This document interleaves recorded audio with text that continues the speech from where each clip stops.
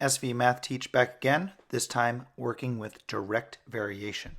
Now, direct variation is really just a proportional relationship that's the same as you've studied in the past. A proportional relationship, you might recall, is of the form y equals mx.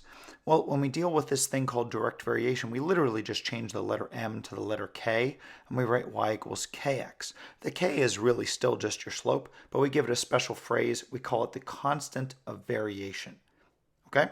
So we might say something like y in this example here, we might say y varies directly with x if y divided by x is always constant.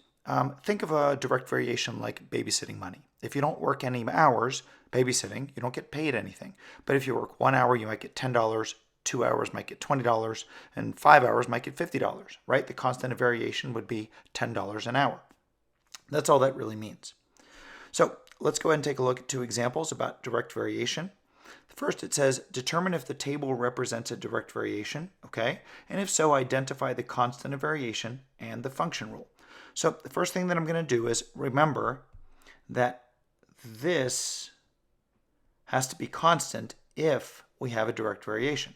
So what I'm going to do is I'm going to take my y and divide it by my x in each one of the three ordered pairs I have, right? 3, 6, 9, 18. So y divided by x and y divided by x. These better all be the same thing if it's a direct variation. And it is. So because of this, it is a direct variation. All right, so we've answered the first part of the question. What's the constant of variation? We're looking at it right here. So k equals 2. So we're done with that because that's what the constant of variation is. And the function rule is simply y equals kx. And we figured out that the k is 2, so we take the k out and put a 2 in. And this is our function rule. Great. All right.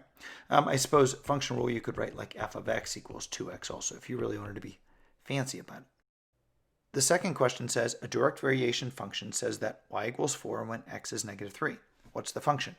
Okay, well look, it tells us it's a direct variation function, so we know it fits in the y equals kx format. And it tells us that the y is 4, so I'm going to put the 4 in the y spot.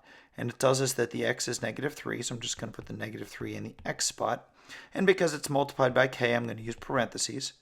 And then says, what's the function? Well, to know the function, I have to know my constant of variation. So let's go ahead and solve for k. I'm going to divide by negative 3 to both sides. Negative 3's cancel, and I get k is negative 4/3. Okay, so I'm ready to write my function. So my y equals, or if you prefer, f of x equals negative 4/3 x. And that's my function rule.